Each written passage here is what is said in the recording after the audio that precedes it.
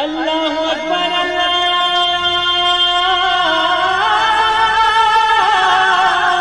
اکبر۔ السلام علیکم ورحمۃ اللہ وبرکاتہ۔ الحمدللہ رب العالمین والصلاة والسلام علی سید الانبیاء والمرسلین نبینا محمد وعلی آلہ وصحبہ اجمعین ومن تبعہم بإحسان الی یوم الدین، اما بعد۔ میرے دوستو، بزرگوں، اسلامی بھائیوں اور بہنوں، سامعین و سامعات کرام، صدائے حق سننے والے ساتھیوں، آج 27 رمضان المبارک 1443 ہجری، 29 اپریل 2022 عیسوی، 17 گتے بیساکھ 2079 بکرمی جمعہ کا دن، میں محمد مستقیم مدنی صدائے حق کا پروگرام لے کر آپ لوگوں کی خدمت میں حاضر ہو گیا ہوں۔ یہ پروگرام آپ روزانہ junk Nandini FM 95.5 mega hertz پر 1:30 بجے سے 2:15 بجے تک سماعت فرماتے آ رہے ہیں۔ آج بھی انشاءاللہ تبارک و تعالی سب سے پہلے تلاوت قرآن مجید، پھر ایک خوبصورت سے نظم اور اخیر میں ایک عالم کا خطاب سماعت فرمائیں گے۔ تو لیجیے سب سے پہلے تلاوت قرآن مجید سماعت فرمائیں۔ اعوذ باللہ من الشیطان الرجیم، بسم اللہ الرحمن الرحیم، انا انزلناه في ليلة القدر وما أدراك ما ليلة القدر ليلة القدر خير من 1000 شهر تنزل الملائكة والروح فيها بإذن ربهم من كل أمر سلام هي حتى مطلع الفجر۔ اللہ اکبر اللہ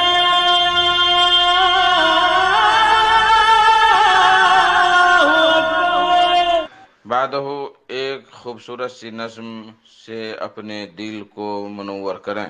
برکتیں اپنی لٹا کر ماہ رمضان جا رہا، پھول رحمت کے کھلا کر ماہ رمضان جا رہا، مومنوں کو چین و راحت ہر گھڑی حاصل ہوئی، مومنوں کو چین و راحت ہر گھڑی حاصل ہوئی، ان کو اللہ سے ملا کر ماہ رمضان جا رہا، پھول رحمت کے کھلا کر ماہ رمضان جا رہا، صدق دل سے اپنے رب سے جس نے بھی توبہ کیا، صدق دل سے اپنے رب سے جس نے بھی توبہ کیا، مغفرت ان کو دلا کر ماہ رمضان جا رہا، برکتیں اپنی لٹا کر ماہ رمضان جا رہا، خواب غفلت میں رہے جو اس مبارک ماہ میں، خواب غفلت میں رہے جو اس مبارک ماہ میں،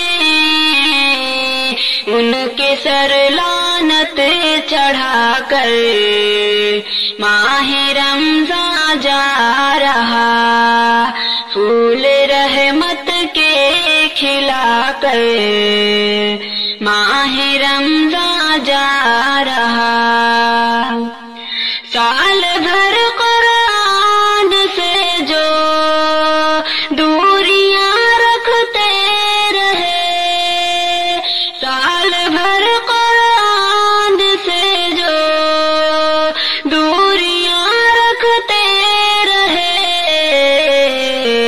ان سے بھی قرآن پڑھا کر ماہ رمضان جا رہا، مغفرت ان کو دلا کر ماہ رمضان جا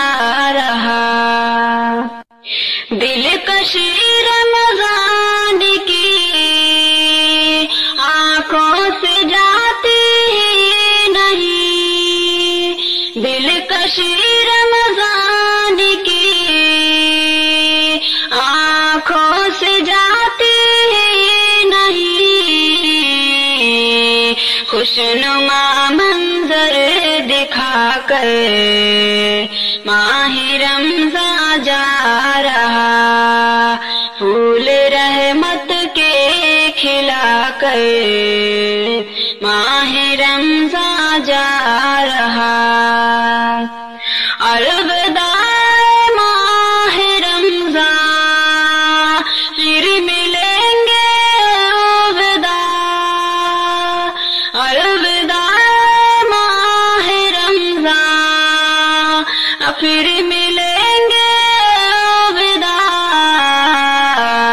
چاہتے دل میں جگا کر ماہ رمضان جا رہا، پھول رحمت کے کھلا کر ماہ رمضان جا رہا۔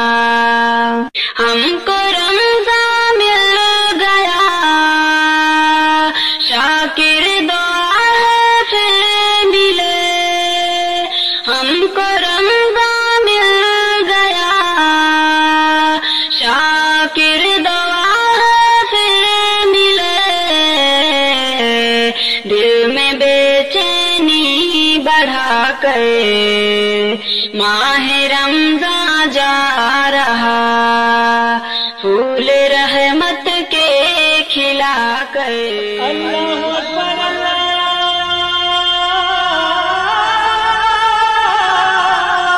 اکبر۔ میرے محترم ساتھیوں، دوستوں، بزرگوں، آج کا خطاب ہے فضیلت الشیخ ڈاکٹر فہد الاسلام سلفی صاحب کا۔ ان کا موضوع ہے صدقہ فطر کا حکم اور عام صدقہ کی فضیلت و اہمیت۔ تو لیجیے ڈاکٹر صاحب سے ان کا خطاب سماعت فرمائیں۔ السلام علیکم ورحمۃ اللہ وبرکاتہ۔ حامدا ومصلیا اما بعد،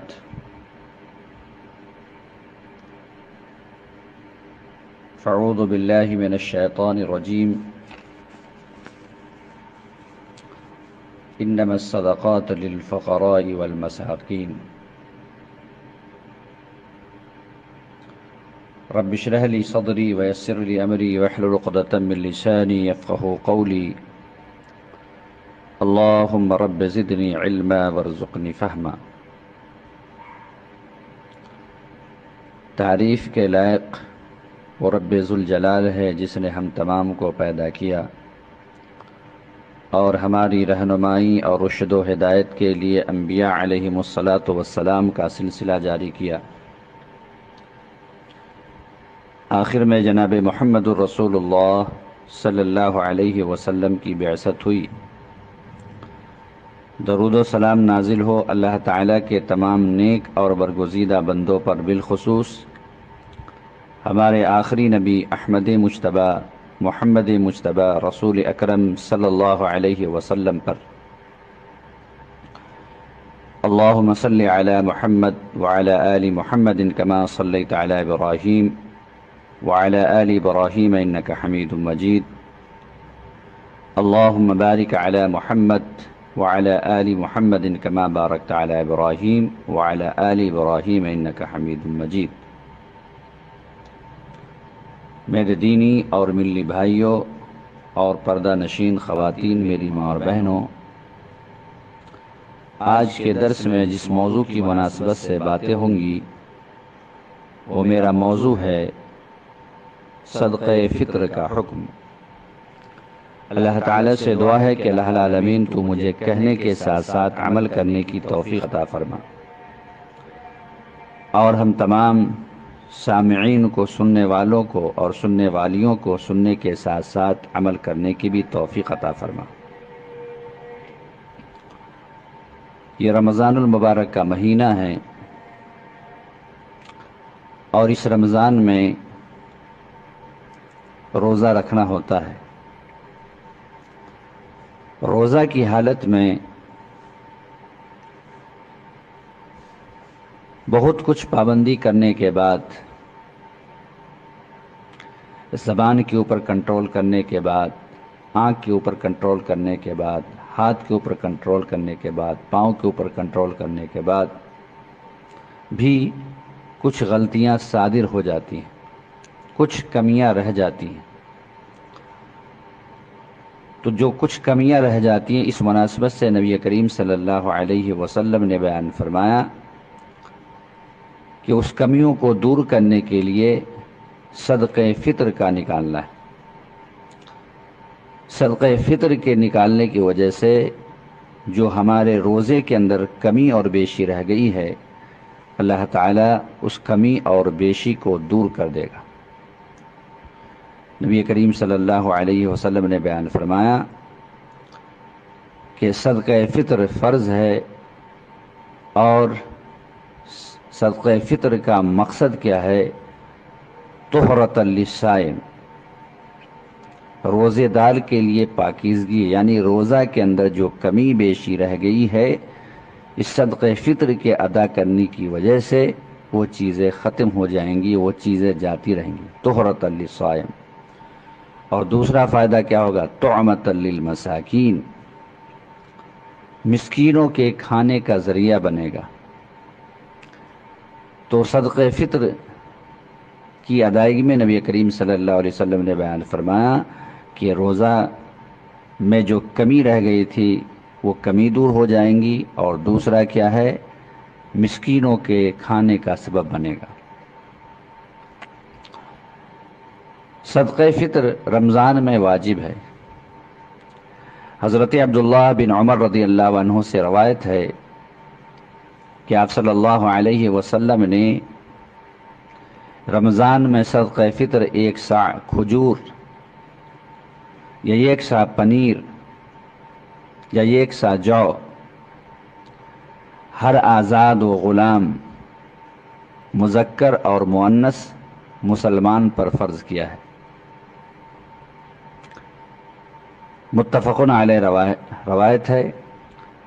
بخاری میں یہ الفاظ زیادہ ہیں چھوٹے اور بڑے پر۔ تو اس حدیث کے اندر نبی کریم صلی اللہ علیہ وسلم نے بیان فرمایا کہ صدقہ فطر کا مقدار کیا ہے، صدقہ فطر کتنا نکالیں گے، اس کی وضاحت کر دی۔ حدیث کے الفاظ کیا؟ 1 صاع کھجور یا 1 صاع پنیر یا 1 صاع جو، یہ مقدار نبی کریم صلی اللہ علیہ وسلم نے متعین کیا ہے۔ تو صدقہ فطر میں وہی چیز، وہی غلہ نکالیں گے جو جہاں رائج ہے۔ نبی کریم صلی اللہ علیہ وسلم کے یہاں مدینے کے اندر کھجور رائج تھا، کھجور کو لوگ کھاتے تھے، پنیر کو استعمال کرتے تھے، جو کو استعمال کرتے تھے، اس لیے نبی کریم صلی اللہ علیہ وسلم نے اس کی طرف اشارہ کیا ہے۔ ہم یہاں ہندوستان میں رہتے ہیں، اس ہندوستان میں جو کثرت سے چیزیں کھائی جاتی ہیں وہ چاول ہے اور گیہوں ہے۔ تو صدقہ فطر میں ہم جو نکالیں گے وہ چاول اور گیہوں نکالیں گے۔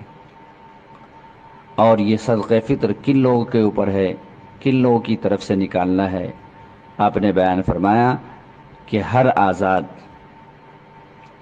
اور غلام، یعنی اگر غلام ہے تو غلام کی طرف سے بھی صدقہ فطر نکالا جائے گا، اور آزاد ہے تو آزاد کی طرف سے بھی، اور مذکر کی طرف سے اور مؤنث کی طرف سے، مرد کی طرف سے اور عورت کی طرف سے، اور چھوٹے کی طرف سے اور بڑے کی طرف سے۔ صدقہ فطر نکالنے میں یہ نہیں دیکھنا ہے کہ یہ روزہ رکھ رہا تھا یا نہیں، چھوٹا ہو یا بڑا ہو۔ حضرت عبداللہ بن عمر رضی اللہ عنہ سے روایت ہے کہ آپ صلی اللہ علیہ وسلم نے صدقہ فطر عید کی نماز کے لیے نکلنے سے پہلے ادا کرنے کا حکم دیا ہے۔ اس میں وقت آپ صلی اللہ علیہ وسلم نے بیان فرمایا کہ وقت کب سے کب تک ہے۔ تو چاند نکلنے کے بعد سے نماز عید پڑھنے سے قبل صدقہ فطر کو نکال دینا ہے، جیسا کہ حضرت عبداللہ بن عمر رضی اللہ تعالیٰ عنہ سے روایت ہے کہ آپ صلی اللہ علیہ وسلم نے صدقہ فطر عید کی نماز کے لیے نکلنے سے پہلے ادا کرنے کا حکم دیا ہے۔ حضرت ابو سعید خدری رضی اللہ عنہ کہتے ہیں کہ ہم صدقہ فطر 1 سا اناج، گیہوں، یا 1 سا جو، یا 1 سا کھجور، یا 1 سا پنیر، یا 1 سا کشمش نکالتے تھے۔ یہ روایت بھی متفق علیہ ہے، یعنی یہ بخاری کی روایت ہے اور یہ مسلم کی روایت ہے۔ سعید بن مسیب رحمہ اللہ اور عمر بن عبدالعزیز رحمہ اللہ تعالیٰ کی اس قول قد افلح من تزکا کی تفسیر بیان کرتے ہوئے کہتے ہیں کہ اس سے صدقہ فطر مراد ہے۔ اس کو صدقہ فطر اس لیے کہا جاتا ہے کیونکہ اس کا تعلق رمضان مبارک کے عید الفطر سے، اس کے ذریعے بدن اور نفس کا صدقہ دیا جاتا ہے جیسا کہ مال کا صدقہ دیا جاتا ہے۔ اس کا مصرف بھی زکوٰۃ کے مال کی طرح ہے، چونکہ اللہ تعالیٰ کا یہ قول انما الصدقات للفقراء عام ہے۔ قرض اس کے وجوب میں مانے نہیں، الا یہ کہ اس کا مطالبہ ہو رہا ہو۔ یہ صدقہ ہر آزاد اور غلام، مذکر اور مؤنث مسلمان پر فرض ہے۔ جس کے پاس اتنا غلہ ہو جو اس کی اور اس کے اہل و عیال کی عید کے دن اور رات کی 1 روزہ ضرورت سے 1 سع فاضل ہو، اس کے لیے نفقہ زیادہ اہم ہے اور آدمی اس کو اپنے نفس سے شروع کرے۔ آپ صلی اللہ علیہ وسلم کا فرمان ہے ابدا بنفسک، صحیح مسلم۔ ترمذی کی ایک روایت میں یہ الفاظ ہیں کہ تم ان سے شروع کرو جن کی تم کفالت کرتے ہو۔ یہ سع اس کی ضرورت سے فاضل اس وقت مانا جائے گا جب وہ اپنی اور جس کی کفالت کی ذمہ داری اس نے لے رکھی ہے اس کی ضرورت کو پورا کر چکا ہو، چاہے وہ ضرورت مند ہو یا خادم یا چوپایا یا کپڑا اور وردی یا کتاب، اس لیے کہ یہ بنیادی ضرورتیں ہیں اور اسے اور اس کے اہل و عیال اور غلام کو نفقہ کی طرح ہی ان کی ضرورت ہے۔ حضرت عبداللہ بن عمر رضی اللہ عنہ سے روایت ہے کہ آپ صلی اللہ علیہ وسلم نے چھوٹے اور بڑے آزاد اور غلام جن کی کفالت تم کرتے ہو ان کی طرف سے صدقہ نکالنے کا حکم دیا ہے۔ یہ دارقطنی کی روایت ہے۔ اور اگر اتنا غلہ نہ ہو کہ سب کی طرف سے صدقہ فطر نکال سکے تو پہلے اپنی طرف سے نکالے، پھر اپنی بیوی کی طرف سے، پھر اپنی بیوی کی طرف سے، پھر اپنے غلام کی طرف سے، پھر اپنی ماں کی طرف سے، پھر اپنے باپ کی طرف سے، پھر اپنے بچوں کی طرف سے، پھر جو میراث میں اقرب ہو اس کی طرف سے، اور اگر دونوں برابر ہو تو قرآن اندازی کر کے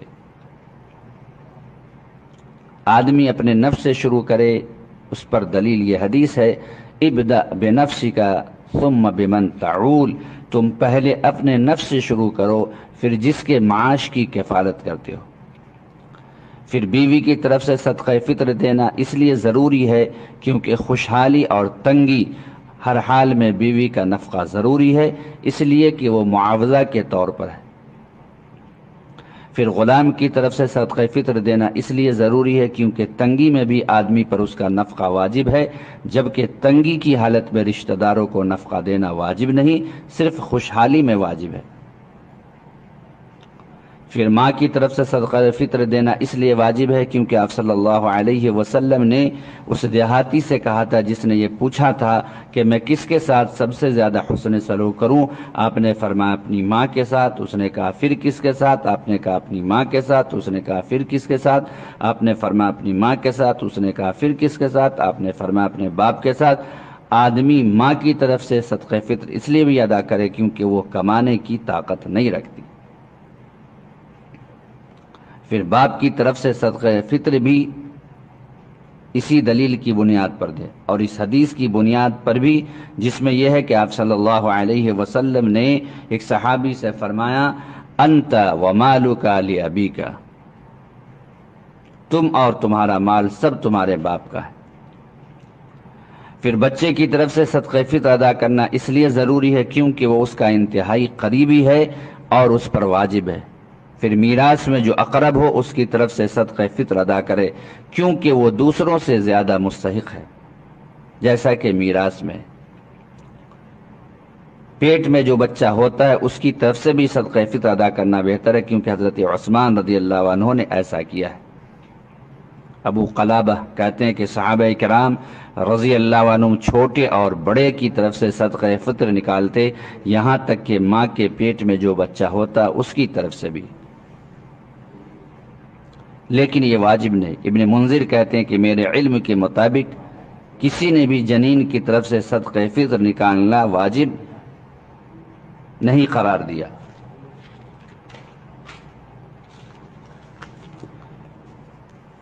صدقہ فطر یتیم پر بھی واجب ہے، اور اس کا ولی اس کے مال میں سے صدقہ فطر نکالے گا۔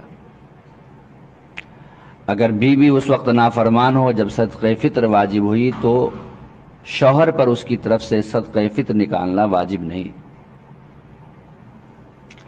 شوہر کے اوپر ایسی عورت کی طرف سے صدقہ فطر نکالنا واجب نہیں جس کے نفقہ کی ذمہ داری اس کے اوپر ابھی نہیں ہوئی ہے، جیسے کہ ایسی عورت جس سے ابھی دخول نہیں کیا ہو اور وہ اس کے حوالہ نہ کی گئی ہو، اسی طرح ایسی عورت جو ابھی چھوٹی ہو اور اس سے تمتع ممکن نہ ہو۔ اگر آدمی نے اس شخص کا صدقہ فطر نکال دیا جس کی طرف سے صدقہ فطر نکالنا اس کے اوپر واجب ہے، جیسے کہ بیوی، اور اس سے اجازت نہیں لی تو صدقہ فطر ادا ہو گیا۔ صدقہ عید الفطر کی رات میں سورج ڈوبنے کے بعد واجب ہوتی ہے۔ حضرت عبداللہ بن عباس رضی اللہ عنہما کہتے ہیں کہ آپ صلی اللہ علیہ وسلم نے صدقہ فطر روزہ دار کو لغو اور فحش گوئی سے پاک کرنے اور غریبوں کے لیے روزی فراہم کرنے کے لیے فرض کیا ہے۔ ابو داؤد، حاکم۔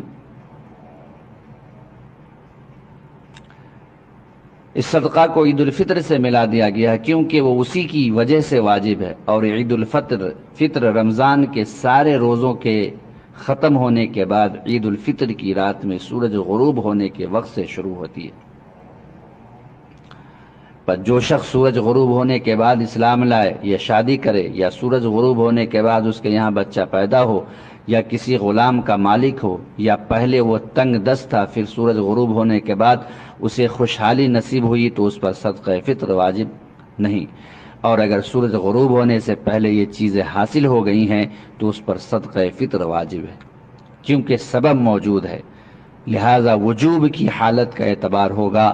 اور اگر آدمی سورج غروب ہونے سے پہلے مر گیا یا اس کی بیوی مر گئی یا اس کا غلام یا قریبی مر گیا جس کی طرف سے صدقہ فطر نکالنا اس پر واجب ہے، یا اسے تنگ دستی لاحق ہوئی یا بیوی کو طلاق بائن دیا یا غلام کو آزاد کر دیا، اسے بیچ دیا یا اسے ہبہ کر دیا، تو اس پر صدقہ فطر ان اسباب کی بنا پر واجب نہیں جن کا بیان آ چکا ہے۔ اور اگر صدقہ فطر واجب ہو جائے پھر کسی کا انتقال ہو جائے تو اس سے صدقہ فطر ساقط نہیں ہوگی بلکہ اس کی طرف سے دینا پڑے گا۔ واللہ اعلم۔ صدقہ فطر کی ادائیگی کا وقت، افضل یہ ہے کہ صدقہ فطر عید کے دن نماز سے پہلے نکالی جائے۔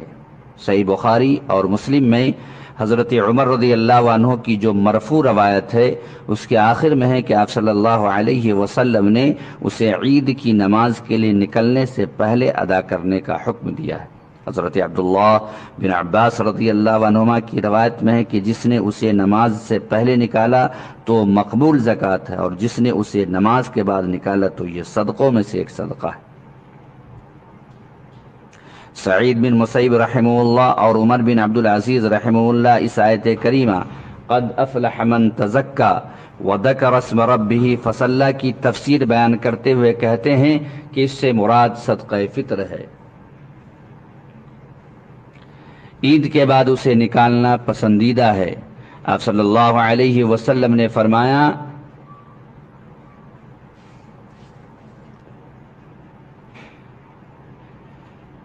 کہ آج انہیں مسلمان فقراء کو مانگنے سے بے نیاز کر دو، وغنوہم عن الطلب فی ھذا اليوم، لہذا اگر اسے نماز کے بعد نکالنا ہے تو انہیں اس دن بے نیازی حاصل نہیں ہوئی۔ عید کے دن اگر صدقہ فطر نکالنے پر قادر ہے تو اسے دوسرے دن تک مؤخر کرنا جائز نہیں، اس لیے کہ ایسی صورت میں ایک واجب حق کو اس کے وقت سے مؤخر کیا جاتا ہے۔ آپ صلی اللہ علیہ وسلم صدقہ فطر نماز کے بعد اس کے مستحقین کے درمیان تقسیم کرتے تھے، لہذا معلوم ہوا کہ نماز سے پہلے صدقہ فطر نکالنے کا حکم مستحب ہے، اور جس نے تاخیر کی وہ اسے ادا کرے، کیونکہ وہ مالی حق ہے جو کہ واجب ہے، اور وقت فوت ہو جانے کی وجہ سے وہ ساقط نہیں ہوگا جیسا کہ قرض ہے۔ صدقہ فطر عید سے 2 دن پہلے بھی نکالی جا سکتی ہے۔ حضرت عبداللہ بن عمر رضی اللہ عنہ کہتے ہیں کہ صحابہ کرام رضی اللہ عنہم صدقہ فطر عید سے 1 یا 2 دن پہلے دیتے تھے، صحیح بخاری۔ اس حدیث سے پتہ چلتا ہے کہ تمام صحابہ ایسا کرتے تھے، لہذا اس پر اجماع ہوا عید سے 1-2 دن پہلے صدقہ فطر نکالنا مقصد میں کوئی خلل پیدا نہیں کرتا۔ اس کے علاوہ اس کا بعض حصہ تو عید کے دن تک بانٹا جاتا ہے، اور جس پر دوسرے کا صدقہ فطر نکالنا ضروری ہے وہ اپنے صدقہ فطر کے ساتھ اس کا حصہ بھی نکال دے، کیونکہ اس کے لیے پاکی کا ذریعہ ہے۔ البتہ زکوٰۃ اسی شہر میں نکالا جائے گا جہاں مال ہے۔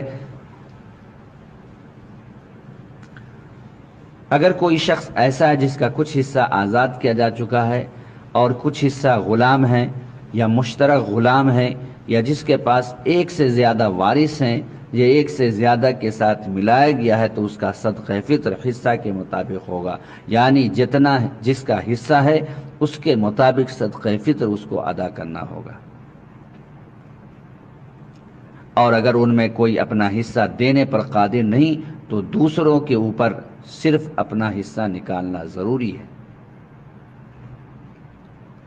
ہر شخص کی طرف سے 1 سا گیہوں یا 1 سا کھجور یا 1 سا جو یا 1 سا پنیر صدقہ فطر نکالنا ضروری ہے۔ حضرت ابو سعید خدری رضی اللہ عنہ کہتے ہیں کہ ہم صدقہ فطر آپ صلی اللہ علیہ وسلم کے زمانے میں 1 سا کھانا گیہوں یا 1 سا جو یا 1 سا کھجور یا 1 سا کشمش یا 1 سا پنیر نکالتے تھے، متفق علیہ۔ اگر گیہوں اور جو کے دانے کے وزن کے برابر آٹا نکال دیا جائے تب بھی کافی ہوگا۔ اس پر دلیل ابو سعید رضی اللہ عنہ کی اس حدیث میں وہ زیادتی ہے جس کو صرف ابن عینہ نے نقل کیا ہے۔ اس میں ہے کہ انہوں نے کہا اوسع من دقیق یا 1 سا آٹا۔ ابن عینہ سے کہا گیا کہ اس زیادتی کو کسی نے بیان نہیں کیا ہے، انہوں نے کہا کہ لیکن وہ اس میں ہے، دارقطنی۔ مجاہد کہتے ہیں کہ وہ بدرجہ اولا کافی ہوگا، کیونکہ اس میں اب کچھ کرنے کی ضرورت نہیں، وہ تو اس کھجور کی مانند ہو گیا جس کی گٹھلی نکال دی گئی ہو، اور اگر گیہوں یا جو نہیں تو اس کے قائم مقام اور مشابہ جو غلہ ہے وہ دے، جیسے مکئی، باجرہ وغیرہ۔ اگر کئی لوگ اپنا صدقہ فطر 1 آدمی کو دیں تو ایسا کرنا جائز ہے۔ امام مالک رحمہ اللہ، اصحاب رائے اور ابن منذر رحمہ اللہ کا یہی قول ہے۔ اسی طرح اگر 1 آدمی اپنا فطرہ کئی آدمیوں کو دے تو ایسا کرنا جائز ہے۔ شرع میں ہے کہ ہمارے علم میں اس کے بارے میں کسی کا اختلاف نہیں۔ زکوٰۃ میں مطلقاً قیمت نکالنا کافی نہیں، چاہے چوپائے میں ہو، یعنی وہ مال جس میں 10واں حصہ نکالا جاتا ہے، کیونکہ اس سے نصوص کی مخالفت ہوتی ہے۔ آدمی کے لیے اپنے دیے ہوئے زکوٰۃ و صدقہ کے مال کو خریدنا منع ہے، خواہ اسے اس شخص کے علاوہ سے خریدے جس نے اسے لیا تھا۔ حضرت عمر رضی اللہ عنہ کی حدیث میں ہے کہ آپ صلی اللہ علیہ وسلم نے ان سے فرمایا تھا کہ اسے مت خریدو اور اپنا صدقہ مت پھیرو، گرچہ وہ اسے 1 درہم میں تمہیں دے ڈالے، کیونکہ صدقہ دے کر پھیرنے والا ایسا ہے جیسا کہ قے کر کے چاٹنے والا، متفق علیہ۔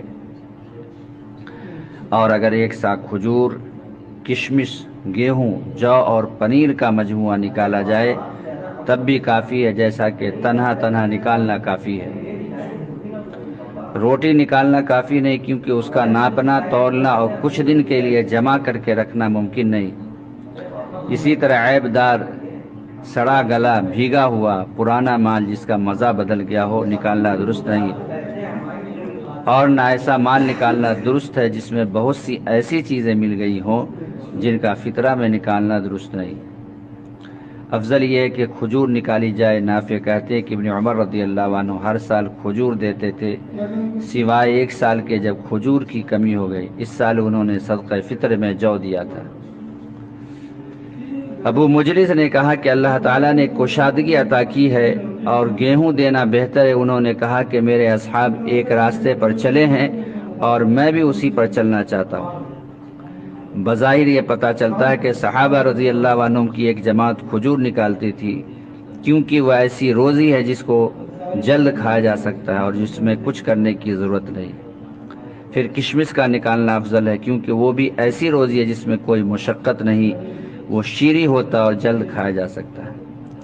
फिर गेहूं है, क्योंकि गेहूं का जिक्र सबसे पहले आया है, लेकिन सहाबा किराम रज़ियल्लाहु अन्हुम के अमल की वजह से खजूर और उसी के मुशाबह किशमिश को मुक़द्दम किया गया है। फिर वो है जो ज़्यादा नफ़ा बख्श हो और फ़कीर की ज़रूरत को पूरा कर दे। फिर जौ है, फिर गेहूं का आटा है, फिर जौ का आटा है, फिर उन दोनों का सत्तू है, फिर पनीर है। अफजल ये है कि एक फ़कीर को एक मुद गेहूं से कम न दिया जाए या गेहूं के अलावा दूसरी चीज़ों को निस्फ सा से कम में ना दी जाए, ताकि उस दिन वो मांगने से बेपरवाह हो जाए और फ़कीर भी अपनी तरफ से माल मिलने के बाद फ़ितरा व ज़कात के मुस्तहिक को दे, क्योंकि नए सबब की वजह से उसका लौटाना उस पर वाजिब है। जैसे कि अगर उसको मीरास का माल मिल जाए और ज़कात अदा करने में कोई माने न हो, यानी वो मक़रूज़ न हो और निसाब तक माल पहुँच रहा हो, तो फिर ज़कात देना वाजिब है। इमाम और उसका नायब उस शख्स को ज़कात और फ़ितरा का माल लौटा सकता है जिससे ज़कात और फ़ितरा लिया गया है, अगर उसके पास बक़द्र किफ़ाया रोज़ी नहीं है। ज़कात देने के लिए फ़वाइद और ज़कात देने के लिए नुक़सानात। नंबर 1, अल्लाह और उसके हुक्म को मानना। नंबर 2, माल की मोहब्बत पर अल्लाह की मोहब्बत को मुक़द्दम करना। नंबर 3, ईमान की दलील होना, हदीस में अस्सदक़तु बुरहानुन। नंबर 4, नेमत पर शुक्र अदा करना। नंबर 5, आखिरत में माल के वबाल से महफूज रहना। नंबर 6, अच्छे अखलाक व अमाल को बढ़ाना। नंबर 7, बुरे अखलाक और गुनाहों से पाक व साफ़ होना। अल्लाह ताला का फरमान है, खुज़ मिन अमवालिहिम सदक़तन तुतहिरुहुम व तुज़क्कीहिम। आप उनके मालों में से सदका ले लीजिए जिसके ज़रिए से आप उनको पाक व साफ़ कर दें। नंबर 8, हसद व बुग़्ज़ का कला कमा करना। नंबर 9, माल की हिफाजत करना। हदीस में है, हस्सिनु अमवालकुम बिज़कात, तुम अपने माल की हिफाजत ज़कात के ज़रिए करो। नंबर 10, सदका बीमारियों का इलाज। हदीस में है, दाऊ मरज़ाकुम बिसदक़ा, तुम अपने मरीज़ों का इलाज सदका से करो। नंबर 11, शरीफ लोगों के औसाफ को अपने अंदर पैदा करना। नंबर 12, खर्च करने और देने की आदत डालना। नंबर 13, सदका से बलाएँ दूर होती हैं। हदीस में है, बाकिरु बिसदक़त फ़इन्नल बला ला यतख़त्ताहा, तुम सुबह के वक्त सदका करो इसलिए कि मुसीबतें उससे आगे नहीं जाएंगी। नंबर 14, इससे मोहब्बत बढ़ती है। आदमी जिसको देगा वो उससे तबीई तौर पर मोहब्बत करेगा। नंबर 15, सदका वसूल करने वाला सदका देने वाले के हक़ में दुआए खैर करता है। अल्लाह ताला ने फरमाया है, खुज़ मिन अमवालिहिम सदक़तन तुतहिरुहुम व तुज़क्कीहिम बिहा व सल्लि अलैहिम। सूरह तौबा नंबर 103। आप उनके मालों में से सदका ले लीजिए जिसके ज़रिए से आप उनको पाक व साफ़ कर दें और उनके लिए दुआ कीजिए।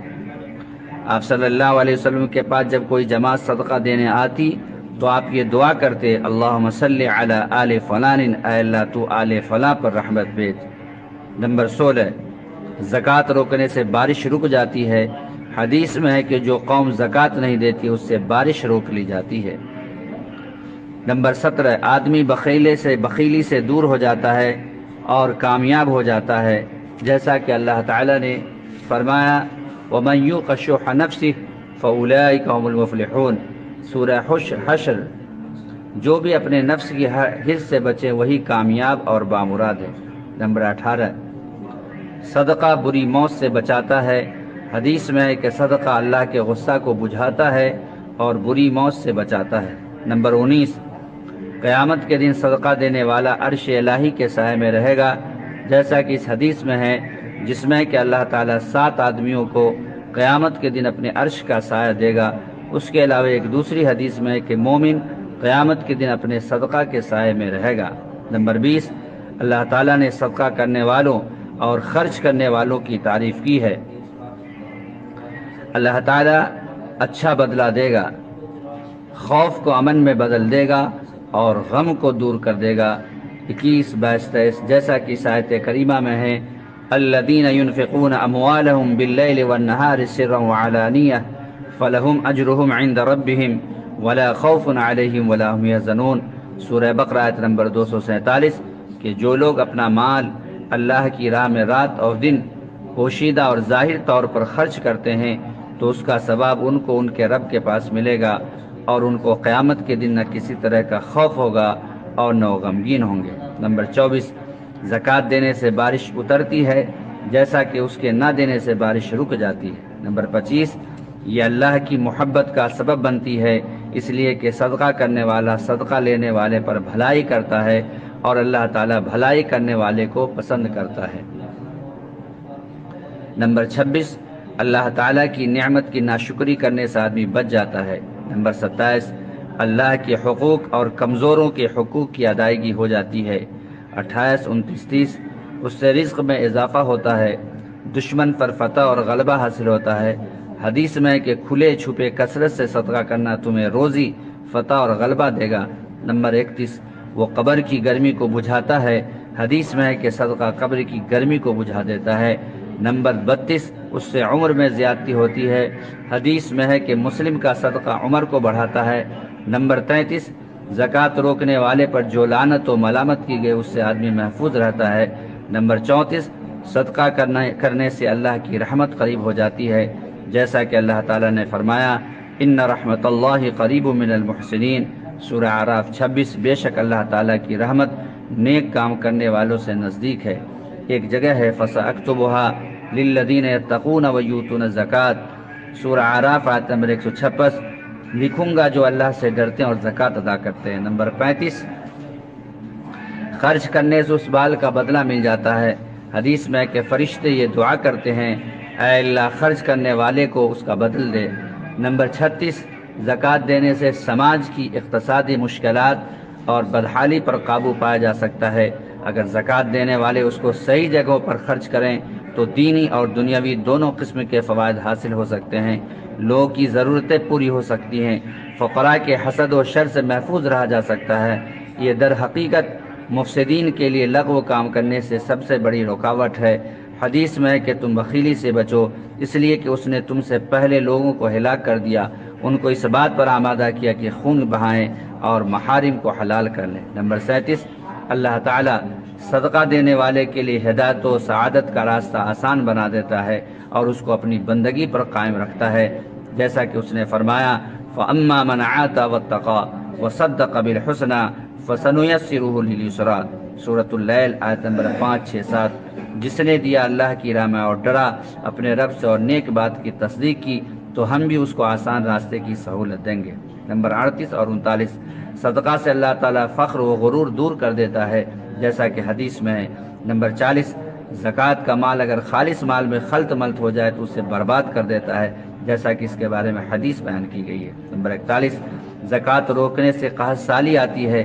حدیث میں کہ جو قوم زکوٰۃ نہیں دیتی ہے اللہ تعالیٰ اس کو قحط سالی میں مبتلا کر دیتا ہے۔ نمبر 42، جو زکوٰۃ نہیں دے گا وہ ان 3 قسم کے لوگوں میں ہوگا جو سب سے پہلے سے جہنم میں جائیں گے۔ حضرت ابو ہریرہ رضی اللہ عنہ سے روایت ہے کہ آپ صلی اللہ علیہ وسلم نے فرمایا کہ میرے سامنے 3 قسم کے لوگ پیش کیے گئے جو سب سے پہلے جنت میں جائیں گے، اور 3 قسم کے لوگ پیش کیے گئے جو سب سے پہلے جہنم میں جائیں گے۔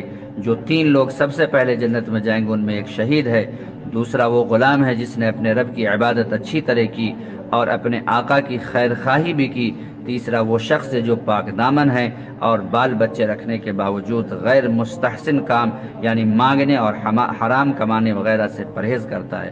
اور جو 3 لوگ سب سے پہلے جہنم میں جائیں گے ان میں ایک ظالم بادشاہ ہے، دوسرا وہ مالدار آدمی ہے جو اپنے مال میں اللہ کا حق ادا نہیں کرتا، تیسرا اترانے والا فقیر ہے۔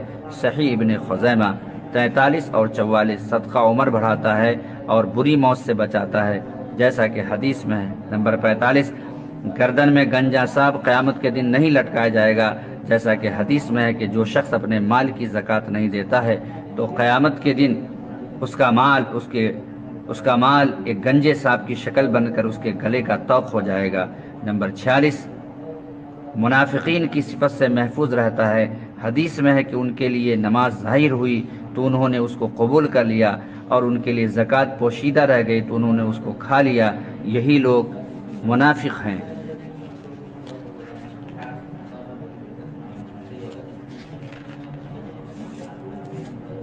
نمبر 47 اور 48، بلا صدقہ سے آگے نہیں بڑھتی اور صدقہ برائی کے 70 دروازوں کو بند کر دیتی ہے۔ طبرانی فی الکبیر۔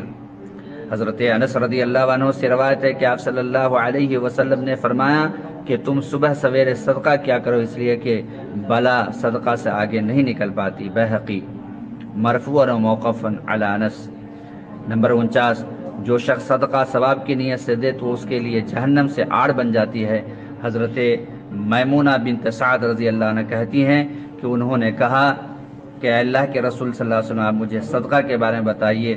آپ نے فرمایا کہ جو شخص اس کو ثواب کی نیت سے اور اللہ کی خوشنودی حاصل کرنے کے لیے دے گا وہ اس کے لیے جہنم سے آڑ بن جائے گی۔ نمبر 50، اللہ تعالیٰ صدقہ دینے والوں کے لیے کچھ ایسی چیزیں فراہم کر دے گا جس سے اس کے مال میں بڑھوتری ہوگی، جیسے پانی وغیرہ۔ حضرت ابو ہریرہ رضی اللہ عنہ سے روایت ہے کہ آپ صلی اللہ علیہ وسلم نے فرمایا کہ ایک آدمی ایک چٹیل میدان میں تھا، اس نے ایک بادل میں ایک آواز سنی کہ فلاں کا باغ سینچ دو۔ وہ بادل وہاں سے ہٹ گیا، اس نے اپنا پانی سیاہ پتھروں والی زمین پر برسایا، وہ سارا پانی ایک نالے میں جمع ہو گیا اور بہنے لگا۔ وہ آدمی پانی کے پیچھے پیچھے چلا، وہ کیا دیکھتا ہے کہ ایک آدمی اپنے باغ میں کھڑا ہو کر کدال سے پانی پھیر رہا ہے۔ اس نے اس سے اس کا نام پوچھا، اس نے کہا فلاں۔ یہ وہی نام تھا جو اس نے بادل میں سنا تھا۔ اس نے اس سے کہا کہ اے اللہ کے بندے تم نے میرا نام کیوں پوچھا؟ اس نے کہا کہ جس بادل کا یہ پانی ہے اس میں نے یہ آواز سنی کہ فلاں کے باغ کو سینچ دو، یعنی تمہارا نام لیا۔ اچھا بتاؤ کہ تم اس باغ کے مال کا کیا کرتے ہو؟ اس نے کہا کہ تمہارے پوچھنے پر میں یہ بتا دیتا ہوں کہ میں کیا کرتا ہوں، میں اس کا 1/3 حصہ صدقہ کر دیتا ہوں، اور 1/3 حصہ میں اور میرے اہل و عیال کھاتے ہیں، اور 1/3 حصہ اس میں لگا دیتا ہوں۔ صدقہ دینے سے مال میں کمی نہیں ہوتی، جیسا کہ حضرت ابو ہریرہ رضی اللہ عنہ سے روایت ہے کہ صدقے سے مال میں کمی نہیں ہوتی۔ نمبر 52، صدقہ دینے والوں کا ثواب 10 گنا سے 700 گنا تک بڑھا دیا جائے گا۔ اللہ تعالیٰ فرماتا ہے ان المصدقین والمصدقات واقرضوا اللہ قرضا حسنا یضاعف لهم ولهم اجر کریم۔ سورہ حدید آیت نمبر 18۔ صدقہ دینے والے مرد اور عورتیں جو اللہ کو خلوص کے ساتھ قرض دے رہے ہیں ان کے لیے بڑھایا جائے گا اور ان کے لیے پسندیدہ اجر و ثواب ہے۔ نمبر 53، صدقہ اللہ کے غضب کو بجھاتا ہے، جیسا کہ حدیث میں صدقہ اللہ کے غضب کو بجھاتا ہے اور بری موت سے بچاتا ہے۔ نمبر 54، صدقہ نہ دینے سے نعمت زائل ہو جاتی ہے اور گھر ویران ہو جاتا ہے، جیسا کہ سورہ قلم میں باغ والوں کا قصہ بیان کیا گیا ہے۔ تو آج کے درس میں صدقہ فطر کا حکم اور عام صدقہ کی مناسبت سے کچھ باتیں آئیں۔ اللہ تبارک و تعالی سے دعا ہے کہ الہ العالمین تو ہمیں کتاب و سنت کی روشنی میں اپنی زندگی گزارنے کی توفیق عطا فرما۔ تقبل یا رب العالمین۔ سبحانک اللہم بحمدک، اشہد ان لا الہ الا انت، استغفرک و اتوب الیک۔